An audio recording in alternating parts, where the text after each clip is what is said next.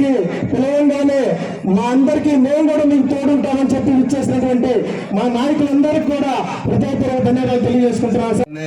అభివృద్ధి విషయంలో ఆ రోజు పెద్ద ఇంటిలో చర్యలు తీసుకోవడం కూడా జరిగింది.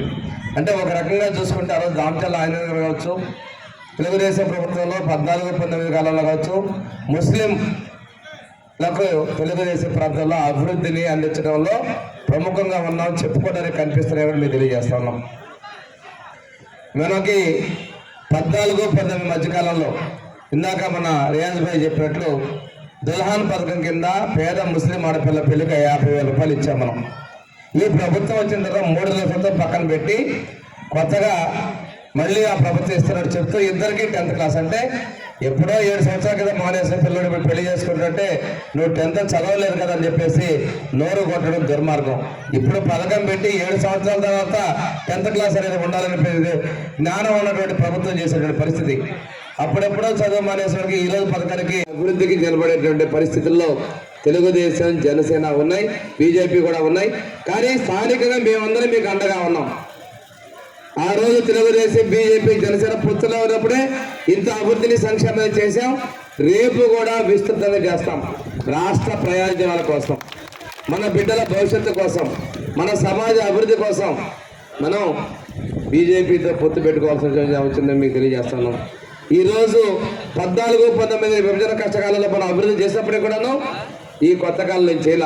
ఇందాక చెప్పారు రూరల్ అర్బన్ మిషన్, కేంద్ర ప్రభుత్వ నిధులు. అవి కేంద్ర ప్రభుత్వ నిధులు అంటే బీజేపీ ప్రభుత్వంలో వాళ్ళు ఉండి ఇచ్చేప్పుడే మనం ఈ ముస్లిం ఏరియాలో అండర్ గ్రౌండ్ అనేది మొత్తం చేసాం, సింగరాయకొండ టౌన్ అని కూడా నేను చెప్తా ఉన్నాం. ఇటువంటిది ఇంకొక విషయం కూడా, మనం ఎండాకాలంలో ఎప్పుడు కూడా నీళ్ళ సమస్య రాల సింగరాయకొండ మండలంలో. ఇప్పుడు ఇక్కడ చాలా రోజుల నుంచి ఎప్పుడు అండగా ఉన్న కుటుంబం దామచర్ల కుటుంబం.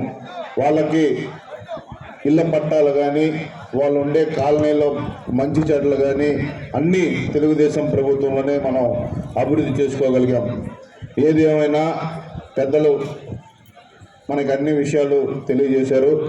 ఈరోజు ఈ నియోజకవర్గంలో చూసుకుంటే నియోజకవర్గ అభివృద్ధి మాత్రం రూపురేఖలు మార్చింది మన పెద్ద అయిన దామచర్ల ఆంజనేయులు గారు.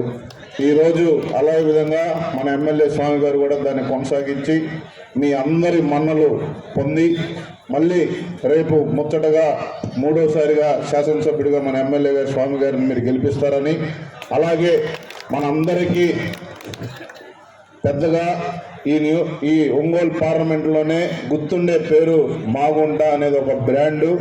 ఒక వ్యక్తిగా, మంచి మనిషిగా మళ్ళీ మన తెలుగుదేశం పార్టీ తరఫున మళ్ళీ పార్లమెంట్ సభ్యులుగా మీ అందరూ ఆశీస్సులు ఇవ్వాలని, ఒక మంచి ప్రజాప్రతినిధిగా ఆయన ఎన్నో సేవలు చేస్తున్నారు.